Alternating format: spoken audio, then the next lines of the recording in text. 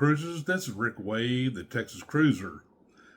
Cruise news for the day. I guess a lot of you have heard about that unfortunate incident with that bus in Honolulu cruise terminal. I mean, people going down to catch ship, and you know how excited we all get about that, and the bus has happened to have an accident. It's one of those shuttle buses from the parking lot to the cruise terminal, and it was very unfortunate.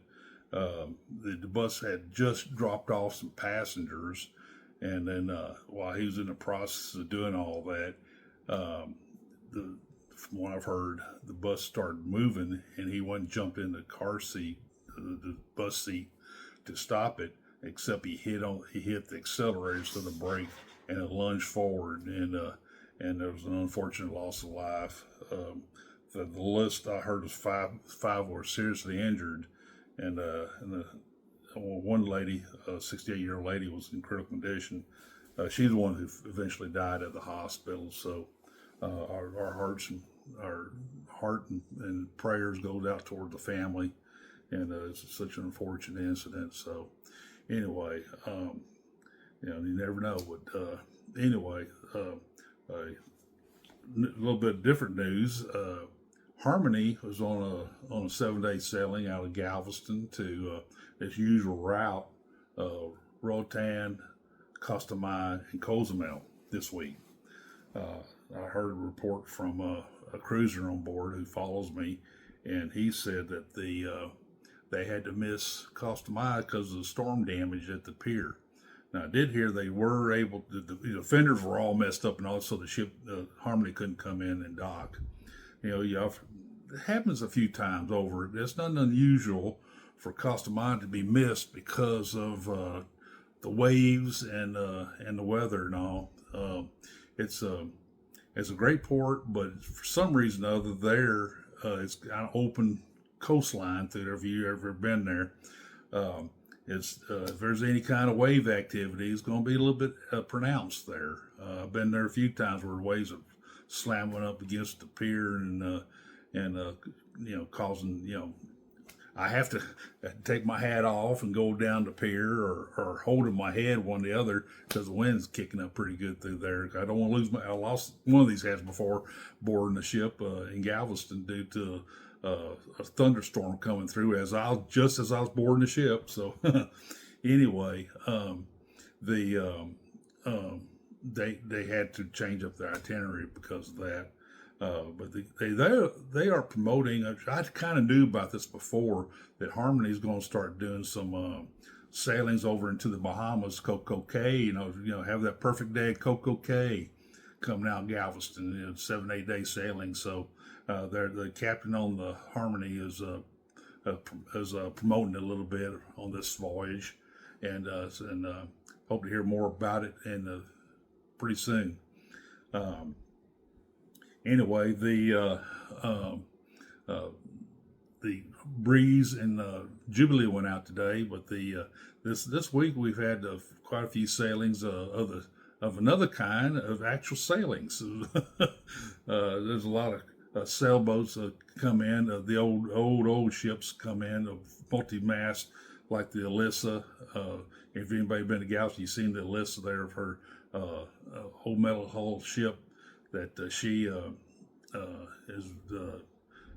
she goes out and do these regattas, and so they've had some big full sail days out, and they take a bunch of people out with them and all that, and that's a good time had by all. If you ever get a chance to come to Galveston, take a tour of that little ship sitting there next to Willie G's, and it's and between Willie G's and the Harbor House Hotel, and it's an interesting tour of that old sailing ship built in the 1800s,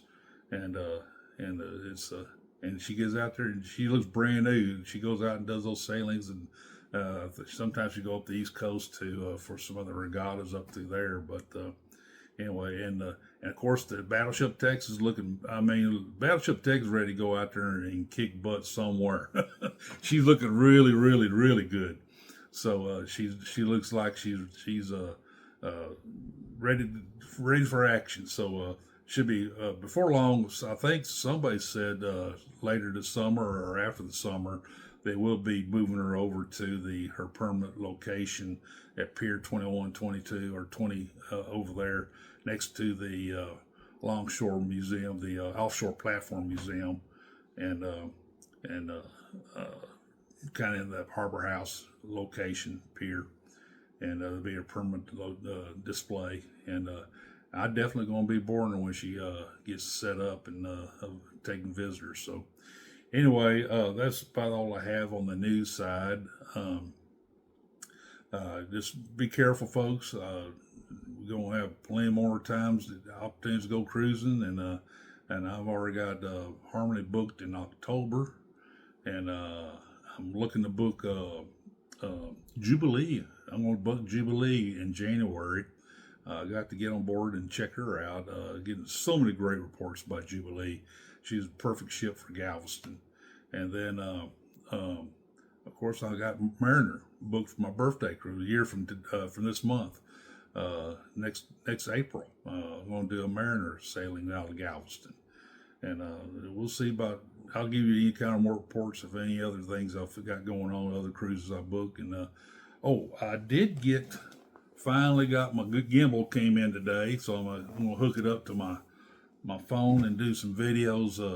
I'm gonna be soon going down to the Strand, do some live broadcast, or at least do some video broadcast, one or the other, or both, from the Strand area. They're gonna do some tours, visit some of the places I like to go to, and promote the area down there, and give some information to the folks who come to Galveston and say, hey, you need to come over the Strand. It's right next to the terminals, folks. So there's no excuse. Come in and tour the area, and the shops and restaurants and some of the bars down through there. It's a phenomenal area, and enjoy the architecture and all. It goes way back before the 1900s. So anyway, I hope all you folks have a great weekend, and I hope to catch you on a future cruise. Good night.